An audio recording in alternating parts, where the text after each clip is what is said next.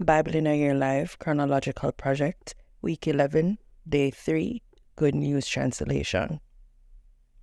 Prophets or interpreters of dreams may promise a miracle or a wonder in order to lead you to worship and serve gods that you have not worshipped before. Even if what they promise comes true, do not pay attention to them. The Lord your God is using them to test you, to see if you love the Lord with all your heart. Follow the Lord and honor him, obey him and keep his commands, worship him and be faithful to him. But put to death any interpreters of dreams or prophets that tell you to rebel against the Lord, who rescued you from Egypt where you were slaves. Such people are evil and trying to lead you away from the life that the Lord has commanded you to live. They must be put to death in order to rid yourselves of this evil.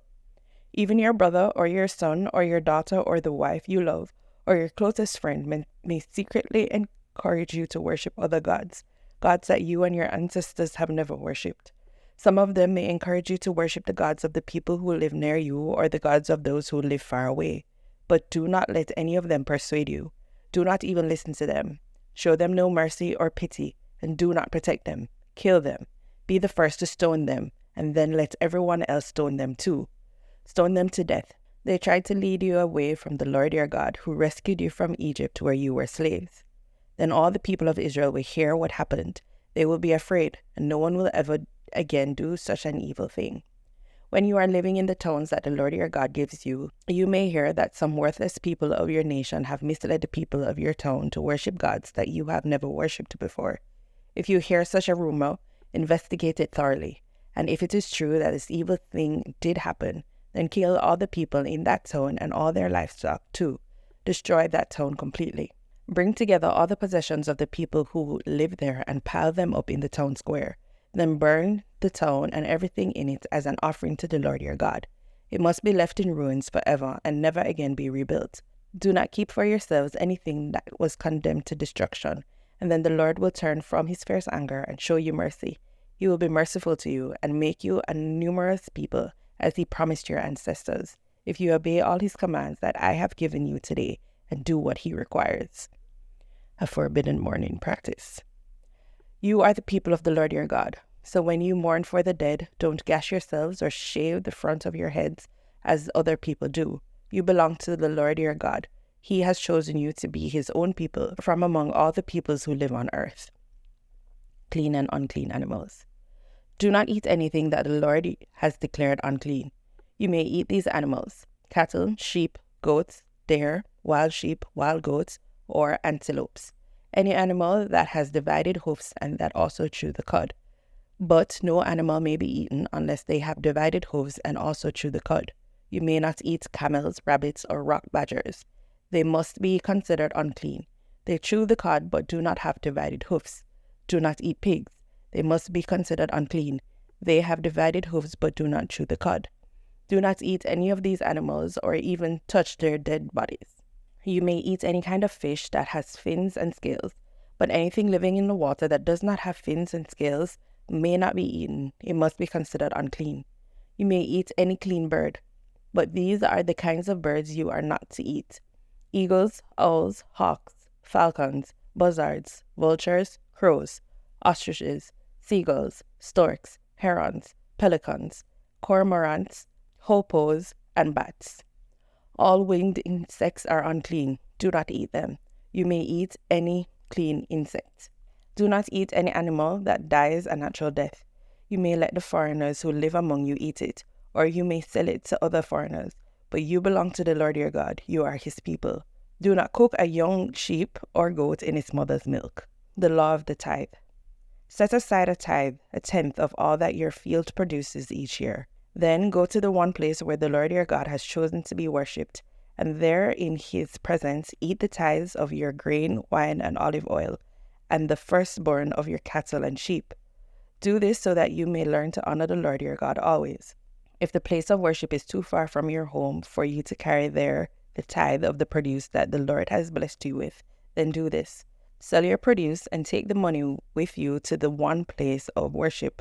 Spend it on whatever you want: beef, lamb, wine, beer. And there, in the presence of the Lord your God, you and your families are to eat and enjoy yourselves. Do not neglect the Levites who live in your towns. They have no property of their own. At the end of every third year, bring the tithe of your crops and store it in your towns. This food is for the Levites, since they own no property, and for the foreigners, orphans, and widows who live in your towns. They are to come and get all they need. Do this, and the Lord your God will bless you in everything you do. The 7th year. At the end of every 7th year, you are to cancel the debts of those who owe you money. This is how it is to be done. Each of you who has lent money to an Israelite is to cancel the debt. You must not try to collect the money. The Lord himself has declared the debt cancelled. You may collect what a foreigner owes you, but you must not collect what any of your people owe you. The Lord your God will bless you in the land that he is giving you.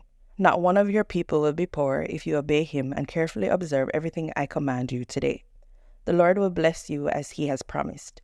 You will lend money to many nations, but you will not have to borrow from any. You will have control over many nations, but no nation will have control over you. If any of the towns in the land that the Lord your God is giving you there are Israelites in need, then do not be selfish and refuse to help them. Instead, be generous and lend them as much as they need. Do not refuse to lend them something, just because the year when debts are cancelled is near. Do not let such an evil thought enter your mind. If you refuse to make the loan, they will cry out to the Lord against you, and you will be held guilty. Give to them freely and unselfishly, and the Lord will bless you in everything you do. There will always be some Israelites who are poor and in need, and so I command you to be generous to them. The treatment of slaves. If any Israelite, male or female, sells themselves to you as slaves, you are to release them after they have served you for 6 years.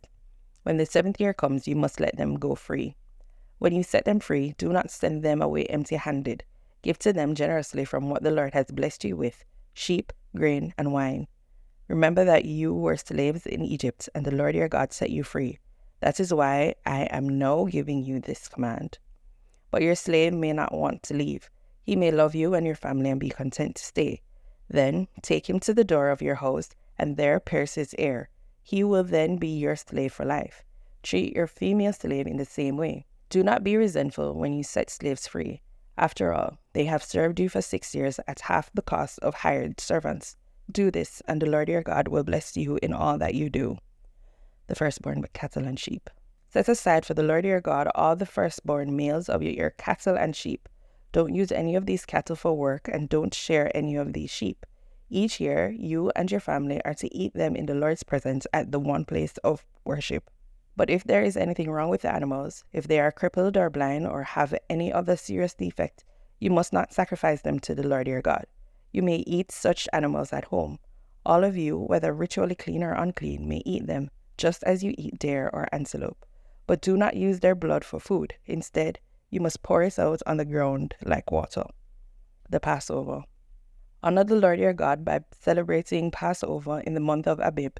It was on a night in that month that he rescued you from Egypt. Go to the one place of worship and slaughter there one of your sheep or cattle for the Passover meal to honor the Lord your God. When you eat this meal, do not eat bread prepared with yeast. For 7 days you are to eat bread prepared without yeast, as you did when you had to leave Egypt in such a hurry. Eat this bread. It will be called the bread of suffering, so that as long as you live, you will remember the day you came out of Egypt, that place of suffering. For 7 days, no one in your land is to have any yeast in the house, and the meat of the animal killed on the evening of the first day must be eaten that same night. Slaughter the Passover animals at the one place of worship, and nowhere else in the land that the Lord your God will give you. Do it at sunset, the time of day when you left Egypt. Boil the meat and eat it at the one place of worship, and the next morning return home. For the next 6 days you are to eat bread prepared without yeast, and on the 7th day assemble to worship the Lord your God, and do not work on that day. The Harvest Festival. Count 7 weeks from that time that you begin to harvest the grain, and then celebrate the Harvest Festival to honor the Lord your God by bringing him a freewill offering in proportion to the blessing he has given you. Be joyful in the Lord's presence, together with your children, your servants, and the Levites, foreigners, orphans, and widows who will live in your towns. Do this at the one place of worship. Be sure that you obey these commands. Do not forget that you were slaves in Egypt. The Festival of Shelters. After you have threshed all your grain and pressed all your grapes, celebrate the Festival of Shelters for 7 days. Enjoy it with your children, your servants, and the Levites, foreigners, orphans, and widows who live in your towns. Honor the Lord your God by celebrating this festival for 7 days at the one place of worship. Be joyful, because the Lord has blessed your harvest and your work. All the men of your nation are to come to worship the Lord 3 times a year at the one place of worship, at Passover, Harvest Festival, and Festival of Shelters.